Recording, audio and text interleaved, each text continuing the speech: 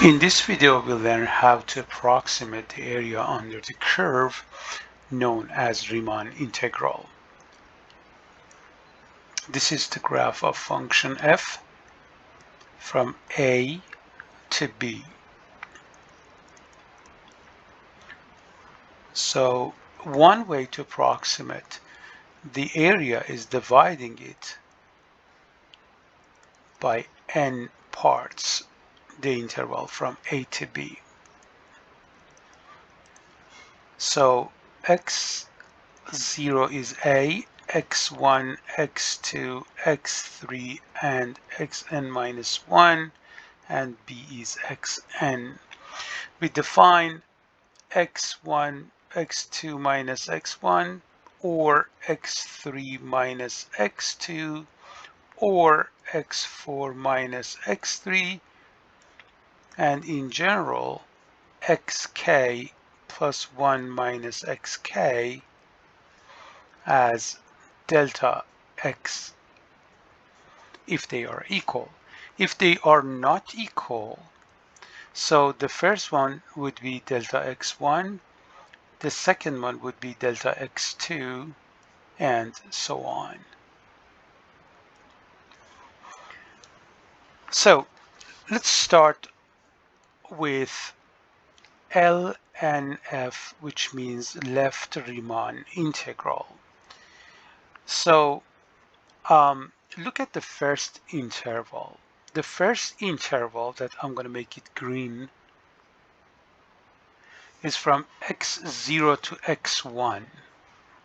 So in this interval, we'll consider the left end point of this interval, which is x0. Therefore, we'll multiply f of x0 times delta x1. Let's go to the next subinterval that I'm going to make it blue.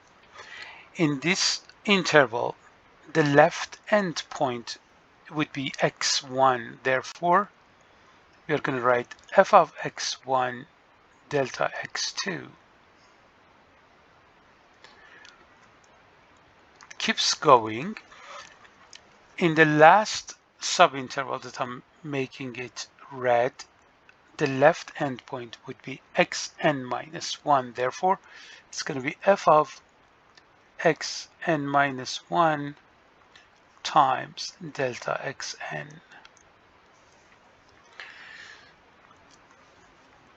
We can use sigma notation to write it as f of xk delta xk plus 1 k from 0 to n minus 1. If we assume that all delta x's are the same, which is like the case in many calculus courses, so we can come up with the fact that each delta x can be written as b minus a divided by n. Therefore, ln can be written as delta x times f of x0 plus f of x1 plus f of xn minus 1.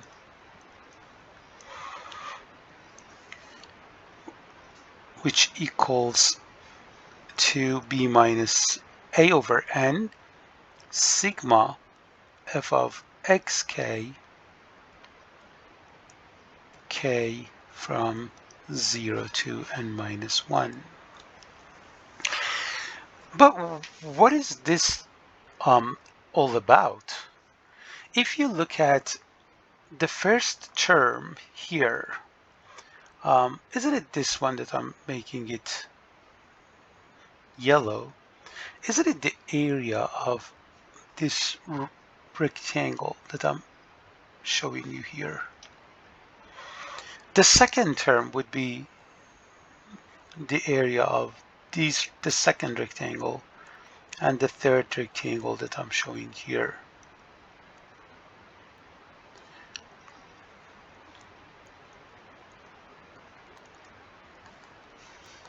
Of course, the sum of the areas of those rectangles is less than the area under the curve. This is why we call that underestimate. Likewise, we have right Riemann integral. Instead of considering the left endpoint, we'll consider the right endpoint to write down the right Riemann integral. So therefore, Rnf, that stands for right Riemann integral, can be written as b minus a over n sigma f of xk delta x as k starts from 1 to n. If you look at the sigma, the first term would be f of x1, which shows that we have considered the right endpoint of the first subinterval. If you look at each term here, those terms stand for the blue rectangles, which are a little bit bigger than the area under the curve, and we call that overestimate.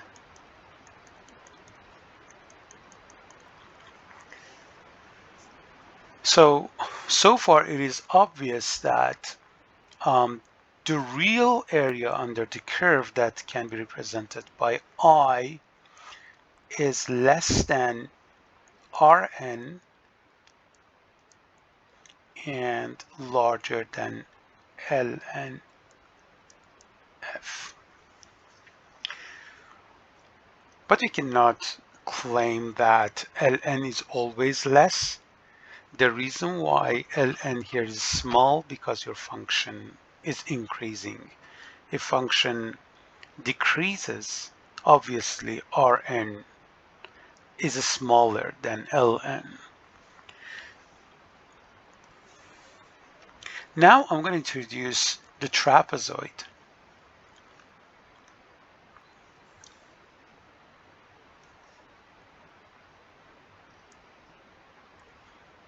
Again, we are trying to approximate the area under the curve. And again, I'm going to divide the area, the interval from A to B to some subintervals. I'm going to show you just 3 of them. Now let's make trapezoids. So I'm going to connect these. As you see, there is one trapezoid here. The second trapezoid goes from here to here.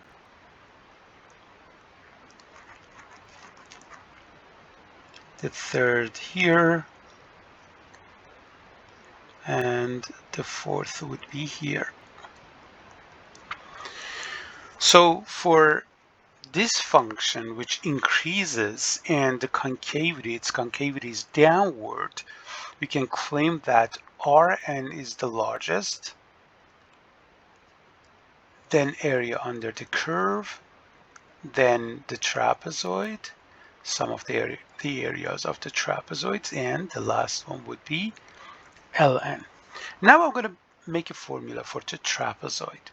So the first one is x0, the second one is x1, x2, and it goes until b, which is xn. So what is the area of the first trapezoid, assuming that the delta x's all are the same? So as you know, the area of a trapezoid is sum of 2 bases times height divided by 2. Therefore, the first one would be f of a or x0 plus f of x1 times delta x. The second one would be f of x1 plus f of x2 divided by 2 times delta x, and so on. The last one would be f of x n minus 1 plus f of b times delta x. I can factor delta x over 2, and what remains inside the bracket is f of a. But if you look here, there are two f of x1. Also, we'll have two f of x2. So it means each term repeats twice, except f of a and f of b. Therefore, we will have two bracket f of x1, f of x n minus 1 plus f of b. Or if delta x's are, as we know, delta x can be written as b minus a over n. So here becomes 2n because we have a 2 at the denominator. And therefore, f of a plus 2 sigma f of x k, k from 1 to n minus 1 plus f of b. This is the formula that we can approximate the trapezoid method. So let's have an example.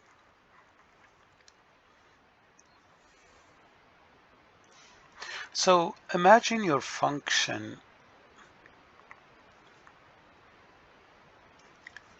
is like a stair function from 0 to 1, the y value is 0, and from 1 to 2 is 1. Okay, so let's say n equals 4. It means we need to have 4 subintervals with the equal lengths.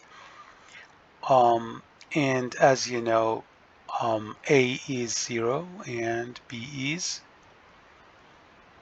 2. And at 2, the y value exactly is 2. So I'm going to find L4 of this function. So what would be delta x? This is the first thing that we need to figure out. Delta x equals b minus a over 4, which is 1/2. So it means the first one here is 1/2. You add 1, so 1. You add 1/2. Keep adding 1/2. The next one would be 3 over 2. Okay. So Ln would be delta x, which is 1/2, and sum of the left values. So in the first subinterval f of 0, in the second subinterval f of 1/2, in this third subinterval is 1, and in the fourth subinterval, which is from 3 over 2 to 2, is 3 over 2. Therefore, we'll have f of 0 is 0 according to the graph. F of 1/2 also is 0. F of 1 is 1. And f of 3 over 2 is also 1. And the answer will be 1. Let's figure out what is right Riemann. Everything stays same except we need to consider the right end points in each subinterval. So f of 1/2, f of 1, f of 3 over 2, and look at the Last subinterval from 3/2 to 2, the right side is 2. So 1/2 stays. F of 1/2 is 0, f of 1 is 1, f of 3/2 is 1, and f of 2 is 2. Therefore, it's going to be 2. So the trapezoid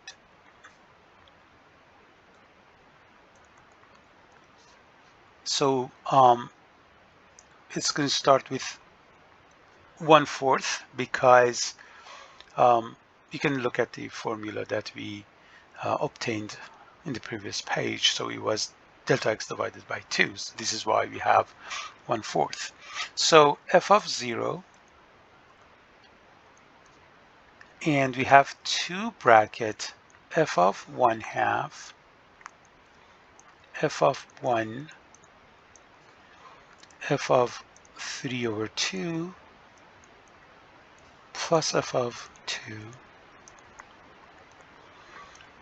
So 1/4, f of 0 is 0, f of 1/2 is 0, f of 1 is 1, f of 3/2 is 1, and finally f of 2 is 2. So it's going to be 3/2. So we have a fourth formula for approximation, which is midpoint. So I'm going to make it, I'm going to mark the midpoints with the green. So between 0 and halfway here is 1/4. And the next mid is 1/2 apart from the first one, which is here, and can be easily obtained by adding 1/2 to 1/4, which is 3/4. The third midpoint is here, 3/4 plus 1/2, which is 5/4. And finally, the last midpoint is halfway in between 3/2 and 2. To get this midpoint, all we need to do is adding 1/2 to 5/4, which is 7/4. So I'm going to write here M for F. M stands for the midpoint. So delta x is the same, and what we write here is f of the midpoints, f of 1/4, f of 3/4, f of 5/4, plus f of 7/4. So f of 1/4, according to the graph, is 0. Also f of 3/4 is 0, f of 5/4 is 1, and 7/4 also is 1. So the answer is 1. I'm going to compare L, R, T, and the exact area under the curve for 4 different types of the functions. One of them we already discussed, when your function is increasing and concave down. So increasing, concave down.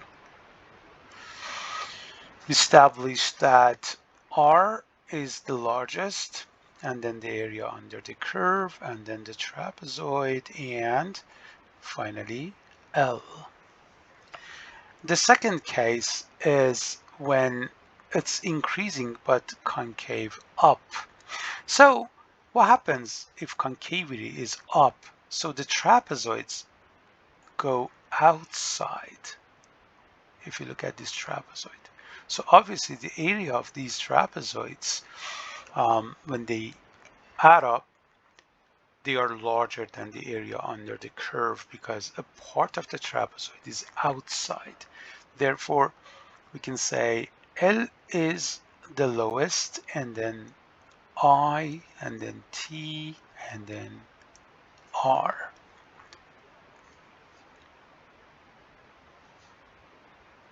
Next, if your function is decreasing and concave down, obviously when the function decreases, the left endpoints have the largest values. Therefore, L would be the largest. And since the concavity is down, trapezoids are less than the area of the trapezoid, or less than the area under the curve. Therefore, I is the second, and then the trapezoid, and then R, which is the lowest. So this is for increasing concave up. So this is decreasing concave down. And finally, when function is decreasing and concave up, the comparison would be